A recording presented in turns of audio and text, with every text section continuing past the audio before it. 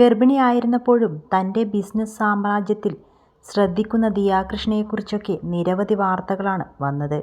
എന്നാൽ മകൾക്ക് മുമ്പേ ബിസിനസ് ചെയ്ത് എക്സ്പീരിയൻസ് ഉണ്ട് സിന്ധു കൃഷ്ണയ്ക്ക്.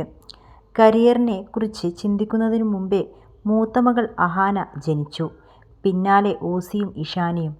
അതുകൊണ്ട് തന്നെ പ്രൊഫഷനെക്കുറിച്ചൊന്നും താൻ ആലോചിച്ചിരുന്നില്ല എന്നാണ് സിന്ധു പറയുന്നത്. മസ്കറ്റിൽ നിന്നും ഇഷ്ടം പോലെ ജോബ് ഓഫറുകൾ വന്നിരുന്നു.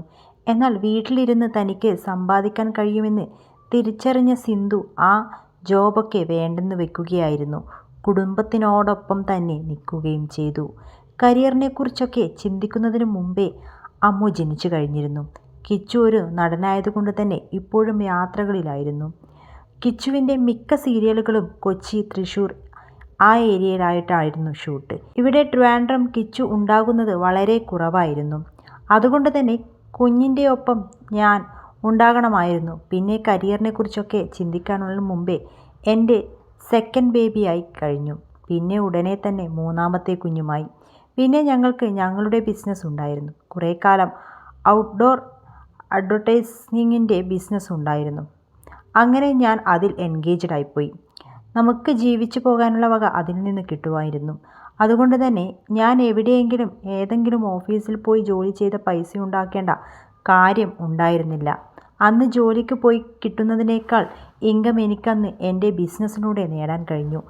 അപ്പോൾ എനിക്ക് എൻ്റെ കുഞ്ഞുങ്ങളുടെ കൂടെ നിൽക്കാനും എൻ്റെ കുടുംബത്തെ നോക്കാനും കഴിഞ്ഞു എന്നുള്ളതാണ് സത്യം. എനിക്ക് മസ്കറ്റിലെ ജോബ് ഓഫർ കിട്ടിയിരുന്നു. പക്ഷേ ആ പൈസ എനിക്ക് വീട്ടിലിരുന്നാൽ തന്നെ കിട്ടുമായിരുന്നു. അങ്ങനെ താൻ കുടുംബം വിട്ടു പോകാൻ തയ്യാറല്ലായിരുന്നു. കുഞ്ഞുങ്ങളുടെ പഠിത്ത കാര്യങ്ങൾ അങ്ങനെ ഫുൾ ടൈം ഇൻ്റർഫിയർ ചെയ്യുന്ന ഒരു അമ്മയൊന്നും അല്ല ഞാൻ.